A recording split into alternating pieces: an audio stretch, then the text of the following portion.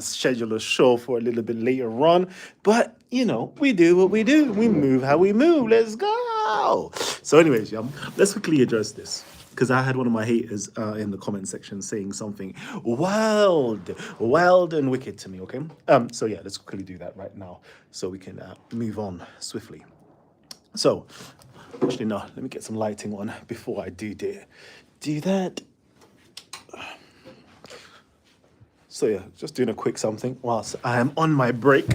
So yeah, someone has made a statement. Oh, Kalam, you think you're smarter than the scholars? And I always think to myself, yeah, like, are you lot dumb or stupid? Pick one. Now, I always say, yeah, I'm evidently smarter than the scholars, or I'm evidently what everybody else is claiming, all right? And the reason why I say that is I think my work speaks for itself. I don't need to claim it myself. I think everything I do speaks volumes. Wagwan, Sammy Sam up in the building. Bad Marsh up in the building as well. Mary Rasmus, done knows. Yeah, so I always think, yeah, like my work evidently speaks for itself. And how so? Which scholar do you know have spoken about? And I'm talking like go through Islamic studies, right? Go through all of Islamic studies, and which of them are telling you about the Ethiopians? Which of them are telling you actual history and how the Ethiopian or Abyssinian involvement in the whole of making of the Quran and Muhammad and Islam? Which ones have ever brought that information to you? And I think you'll find none of them. Okay, none of them have brought that information to you. We have inscriptions on the Arabian Peninsula prior to the advent of Islam. And you know what do you find? What do you find before the advent of Islam? What inscriptions? The oldest inscriptions that you do find is based upon the Ethiopians or Abyssinians on the Arabian Peninsula who was in control and running things in the 6th century onwards. So now I bring this to you, and then you want to call me, oh, you think you're a smart aleck, basically. You think you're smarter than everybody else. I'm like, bro, I do history. Everybody else is doing religion. I do history. So I go back, I look for inscriptions, I look for archaeology, I look for monuments, I look for literature, I look for sources, I look for coins, I look for these things, right? To like paint the picture of what took place, during a particular time frame. I do history. Everybody else is telling you about traditions and yes, it says and did. No, I do history. So my history proves me to be correct because I can prove everything I say. Do you know the ways there? And I always find it like crazy how nobody else sees it. I'm like, is it just me? And it makes me feel as though I'm crazy for seeing what is clearly there. Yeah, it's clearly there. You have it in Islamic books. You have it that there was the king, an Abyssinian king that ruled Arabia, and his name was Abraham. And in your records, it tells you that this king had a religious figure who he crowned after building a throne, after building a cathedral, and he sent him out to do religious duties, right? And that individual's name, as I said, was Muhammad. Interesting that. Interesting that. Guess what? We can find in history all of those things there. We can find this Abyssinian king. We can find his inscriptions. We can see what his revolution was. We can see that he conquered the whole of the Arabian Peninsula and subdued everybody and preached a new form of religion, which was Christianity, by the way. And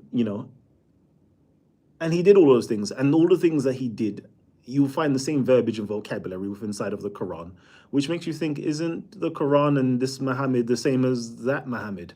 Why is it, 50 years later, there's this new Muhammad that you cannot prove, and this new king that has no name? Like, it's just a retelling of the same story. And I have to be the smart aleck to just point out the blatant obvious. You know, the ways there, and everybody's looking at me like I'm the one who's crazy, or I'm the one who's full of themselves. It's mad. It's absolutely maddening, yeah, to see it all unfold. But yeah, I actually wanted to just point that out real quickly, to just show that evidently I'm smarter than the scholars. You know, the ways there. Evidently, I'm smarter than the scholars. I've actually spent like the last 10 years plus actually researching this particular topic. You might as well say I've got like a master's and a PhD within this. If I literally just spent 1 year at university on this particular like topic, let's say Islamic studies for 1 year doing a master's degree course, like I would have had my master's degree. If I spent an extra 3 years doing a PhD and written up a dissertation, yeah, I would have had a PhD. So it's like, I ain't done it. So it's like, I know academia. I've come from academia. I know the how to do research. I know how to read. I know how to, like you've seen on all my slides and presentations and books that I have in journals and articles, you can see the depth of research that goes into what I produce, right? But yet you want to ask me, do I think I'm smarter than the scholars? I don't need to think that I'm smarter than the scholars. I think my work speaks volumes to say that I see things that other scholars clearly don't. And it's only because, and it's not like they can't see it, they just lack, they have selective ignorance. And I personally believe it's actually racism as well. Yeah, it's selective ignorance and racism. And why, Kalam? Why, Kalam? Why do you say that it has to be racism as well? Because what else could it be? Africans ruling Arabia. But everybody inside of Islamic studies don't go into the Africans and what they were doing who were ruling Arabia prior to the time of Muhammad. Nobody does that. And even during the time of Muhammad, the Africans that were ruling Arabia, nobody has gone back to say, oh, what was going on there? How did that impact that? How did that influence it? Is it a continuity? Is it a change? Nobody is doing that. Nobody cares to go into the African stuff. They all want to take you towards the east into Iraq. Oh, let's go and look at Iraq. Oh, let's go and look into Persia of how Islam started. Oh, let's go into Syria and Damascus and all these other places to see how it started. Nobody wants to say, oh, let's just go into Arabia where Africans actually resided. Nobody's thinking that way at all. But Kalam says that now I'm the one who is, full of themselves and thinks he's smarter than the scholars. Crazy that. Crazy that. But shouts out to people like Manfred Kropp and Ahmed Jalad, Professor Ahmed Jalad, who's actually brought up the fact that, who brought up the fact that the simple thing, the first thing that you read inside of the Quran, the Basmala, yeah, Bismillah, Ar-Rahman, Ar-Rahim, is what? Is coming from Abraha in the 6th century and Abyssinian. Interesting that. Glad they've done it at least. You know? So I get to quote their work, and it doesn't make me look like I'm actually, that, like, you lot need to read it from other scholars to be, truth be told. It can't be like me saying it and pointing out in the sources. You need to read it from other scholars, and it's there. It's there, isn't it? If you lot have read their work, you've seen it. That this comes from the 6th century underneath Ethiopians who created this. Then I'm like, let's go even a little bit deeper. Let's just choose. We could choose any surah of the Quran, but for if my Muslims are reading or watching this right now, right?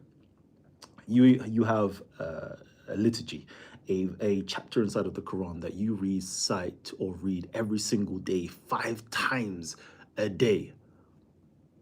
How much times is that a week? 5 times 7, yeah, is 35. You read that 35 times a week. Jeez. Something that you read 35 times a week. Which one of your Islamic scholars have ever told you that that particular chapter, that surah that you're reading out, actually is of Ethiopian origins? Oh, wait, none of them are. The word fath or fatiha is actually of Ethiopian origins. Anybody's done that? No, they won't have.